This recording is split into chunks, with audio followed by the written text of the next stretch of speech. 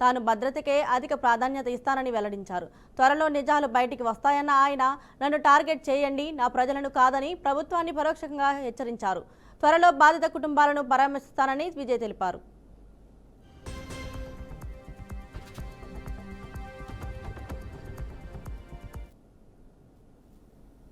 அனைவருக்கும் வணக்கம். என் லைஃப்பில் இந்த மாதிரி ஒரு பெயின்ஃபுல்லான ஒரு சுச்சுவேஷனை நான் ஃபேஸ் பண்ணதே கிடையாது. மனசு முழுக்க வலி மட்டும்தான்.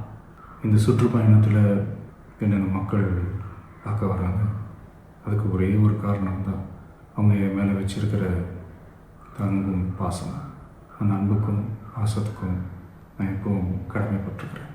அதனால தான் இந்த சுற்றுப்பயணத்தில் மற்ற எல்லா விஷயங்களையும் தாண்டி மக்களுடைய சேஃப்டி, அதில் எந்த காம்ப்ரமைஸும் பண்ணிடக்கூடாதுன்றதுக்காக தான் அது என் மனசில் ரொம்ப ஆழமாக இருக்கும் அந்த எண்ணம். அதனால தான் இந்த அரசியல் காரணங்கள் எல்லாத்தையும் தவிர்த்துட்டு ஒதுக்கி வச்சுட்டு மக்களுடைய சேஃப்டி மட்டும் மைண்டில் வச்சுக்கிட்டு அதுக்கான இடங்களை சூஸ் பண்ணுறது, அதுக்கான இடங்களை பார்த்து பெர்மிஷன் கேட்குறது, போலீஸ் டிபார்ட்மெண்ட்டில் அதை ரிக்வெஸ்ட் பண்ணி கேட்போம். ஆனால் நடக்கக்கூடாதது நடந்துருச்சு. ஆனால் மனுஷன் தானே, அந்த நேரத்தில் அத்தனை பேர் பாதிக்கப்பட்டு இருக்கும்போது எப்படி அந்த ஊரை விட்டுட்டு என்னால் கிளம்பி வர முடியும்?